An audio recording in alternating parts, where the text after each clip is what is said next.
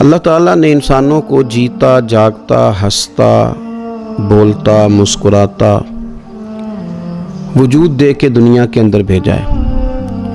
انسانوں کو اللہ تعالیٰ نے سوچنے کی، سمجھنے کی، بولنے کی، ما فی الضمیر بیان کرنے کی صلاحیتیں عطا کی ہیں۔ انسان اپنا اپنا مزاج رکھتے ہیں، اپنی اپنی سوچ رکھتے ہیں، سوچنے اور سمجھنے کے الگ الگ زاویے رکھتے ہیں۔ ذہنوں کو قید نہیں کیا جا سکتا، جسموں پر پابندی لگائی جا سکتی ہے، سوچوں اور فکروں پر نہیں لگائی جا سکتی۔ ہوتا یہ ہے کہ بعض اوقات سوچیں مختلف ہو جاتی ہیں۔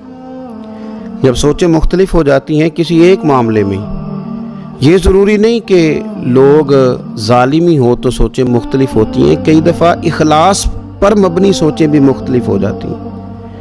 لوگ مخلص ہی ہوتے ہیں، لیکن ایک کا زاویہ نگاہ یہ ہوتا ہے کہ اس کام کو اس طرح کر لیا جائے، اور دوسرے کا خیال ہوتا ہے کہ اس طرح کر لیا جائے۔ تو چونکہ لوگ جیتے ہیں، جاگتے ہیں، سوسائٹی میں رہتے ہیں، تو پھر ان میں نزاع پیدا ہوتا ہے، اختلاف رائے پیدا ہو جاتا ہے۔ اختلاف رائے پیدا ہو جانا اتنا بڑا مسئلہ نہیں ہے۔ مسئلہ یہ ہوتا ہے، آگ تو کئی دفعہ لگ ہی جاتی ہے، لیکن شرط یہ ہوتی ہے کہ آگ بجھانے والے لوگ موجود ہوں۔ ایسے لوگ موجود نہ ہوں کہ جو جلتی پر تیل کا کام کریں، بلکہ کچھ ایسے لوگ ہوں جو جلدی سے اس آگ کو بجھائیں، اس کو ٹھنڈا کریں۔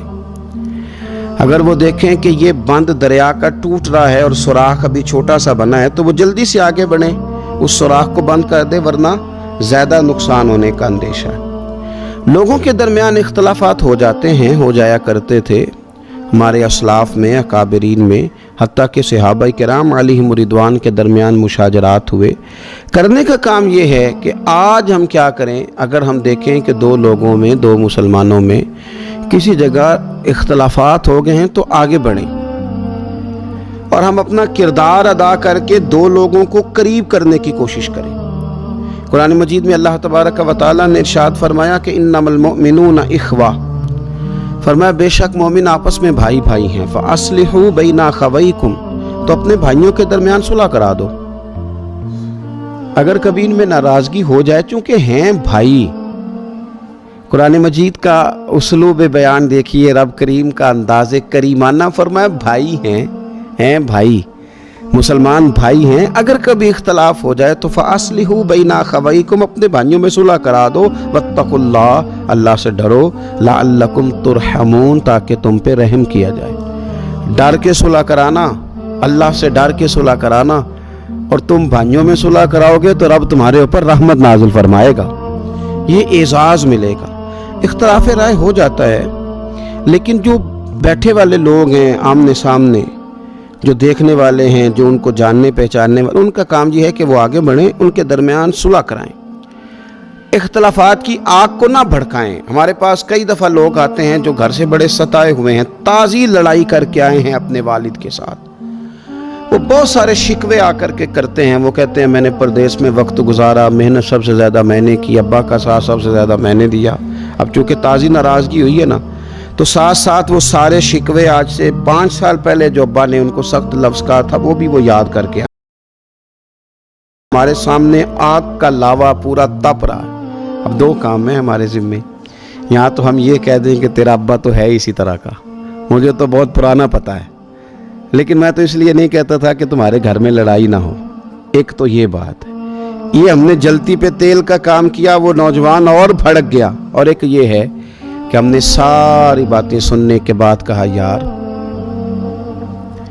میں نے تیرے باپ کو تیرے اوپر شفقت کرتے بھی دیکھا ہے، جب تو بیمار تھا تو میں نے رات کو اسے ہسپتال کی ٹھٹھرتی رات میں باہر بیٹھے بھی دیکھا ہے، میں نے اسے تیرے بچوں کے لیے دعائیں مانگتے بھی دیکھا ہے۔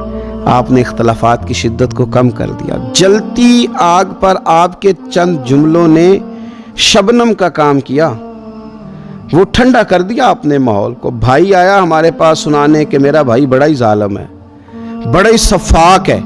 اب ایک تو یہ تھا کہ ہم نے کہا یار وہ تو سب کے ساتھ ہی ایسا ہے، بڑا بد اخلاق، اور ایک یہ ہے کہ ہم نے اسے کہا یار بھائی بھائی ہوتے ہیں۔ تو نے صفاقی دیکھی ہے، وہ دن نہیں دیکھا جب کسی شخص نے ذرا سا تجھے تکلیف دی اور تیرا بھائی آپے سے باہر ہو گیا تھا، اس نے کہا تھا کہ تو نے میرے بھائی کا کچھ کہا ہے، وہ دن جب ہم نے اسے یاد کرا دیا تو اب اس کے اندر وہ جو اختلاف کی شدت تھی اور وہ نفرت کا لاوا، یکدم محبت کی ہوا کا جھونکا آیا، اس نے اسے ٹھنڈا کر دیا۔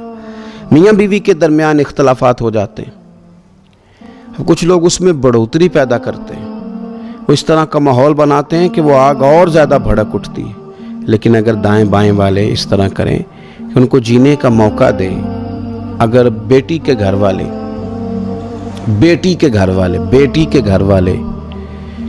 اپنی بیٹی کے سامنے بیٹی کے نہیں داماد کے فضائل بیان کریں، اس کی خوبیوں کا ذکر کریں تو یہ آگ ٹھنڈی ہوگی۔ بیٹے کے گھر والے اگر اس طرح کریں کہ وہ بیٹی کی خوبیاں، بہو کی خوبیاں تھوڑی بیان کریں تو اس سے اختلافات کی آگ تھوڑی ٹھنڈی ہوگی۔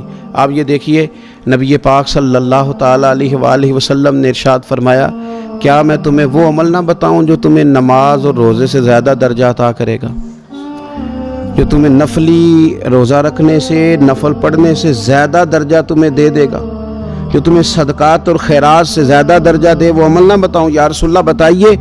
تو فرمایا، دو روٹھے ہوئے لوگوں میں صلح کرا دو، اللہ تعالیٰ تمہیں ان اعمال سے زیادہ اجر عطا فرما دے گا۔ لوگوں کے درمیان صلح کراؤ، لوگوں کو ایک دوسرے کے قریب کرو۔ ہمارے ہاں مسلمانوں میں صحیح العقیدہ لوگوں کے اندر تقسیم در تقسیم ہو گئی۔ جب لوگ ٹوٹے تو شاید کوئی ایسا نہ ملا جو جوڑ دے، شاید کوئی ایسا نہ ملا جو انہیں قریب کر دے۔ اوس اور خزرج کی لڑائیاں حضور علیہ السلام کی تشریف آوری سے پہلے زوروں پہ تھیں، لیکن کریم کے کرم کی برکھا برسی تو حضور نے انہیں بھائی بھائی بنا دیا۔ لوگ پسند نہیں کرتے، کچھ لوگ ایسے ہوتے ہیں جو لڑاؤ اور حکومت کرو کی پالیسی پہ عمل کرتے ہیں، پسند نہیں کرتے اکٹھے بیٹھنا۔ اوس اور خزرج ایک دن اکٹھے بیٹھے تھے مدینہ منورہ میں، اور یہ سالوں سے صدیوں سے لڑنے والے قبیلے محبت کی باتیں کر رہے تھے۔ ایک بوڑھا یہودی وہاں سے گزرا، اس نے پھر وہی بات چھیڑ دی، اس نے تمہارے دادا کے ساتھ یہ کیا تھا، اس نے تمہارے پردادا کے ساتھ یہ کیا تھا، اس نے فلاں موقع پہ یہ کیا تھا۔ وہ پھر شدت آئی، وہ جاہلیت میں جو ایک دوسرے کے خلاف اشعار پڑا جاتے تھے وہ بھی دوبارہ سے لوگوں کے ذہنوں میں آئے، باتیں بڑی، تلواریں نکلیں۔ آگ لگانے والے اپنا کام کرتے ہیں، پر یہ کیا اندھیر نگری ہے کہ آگ لگانے والے تو آگ لگا رہے ہیں، آگ بجھانے والے کہاں سو گئے؟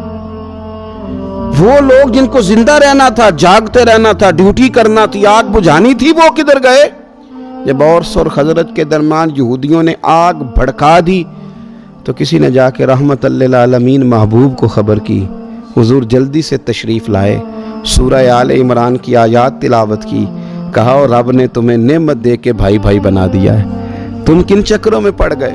رسول کریم نے آیات پڑھی، حضور آئے، باتیں بتائیں، ان کی آنکھیں غصے سے لال تھیں، اب آنسوؤں سے ٹھنڈی ہوئی، پھر سے ایک دوسرے کے سینے لگ گئے، پھر سے محبتیں بڑھ گئیں۔ کیا کریں؟ آگ لگانے والے جاگ رہے ہیں، تیل ڈال رہے ہیں، تباہیاں کر رہے ہیں، امت کا شرازہ بکھیر رہے ہیں۔ اللہ کرے کہ آگ بجھانے والوں کو کوئی چست کر دے، کوئی آگ بجھانے والوں کو کھڑا کرے، انہیں کو بتائے کہ بڑی فصلیں جل گئیں، کئی نسلوں کا نقصان ہو گیا، بڑی ساری تباہیاں اتر گئیں، اٹھو نیند سے بیدار ہو جاؤ، دیکھو حالات بڑی خوفناک سمت اختیار کرتے جا رہے ہیں۔ میرے نبی پاک صلی اللہ تعالیٰ علیہ وسلم نے جماعت کا کبھی ترک نہیں فرمایا، حضور جماعت کے ساتھ نماز پڑھنے کو ہمیشہ پسند کرتے، حتیٰ کہ جنگ کے موقع پر بھی نبی پاک صلی اللہ تعالیٰ علیہ وسلم جماعت کا اہتمام فرماتے۔ جب ظاہری طور پر طبیعت مبارک بڑی علیل تھی، وصال ظاہری کے ایام قریب تھے، بظاہر حضور قدم نہیں اٹھا پاتے تھے، پھر بھی دو لوگوں کا سہارا لے کے مسجد میں تشریف لاتے، جماعت کے ساتھ نماز پڑھتے، پسند کرتے۔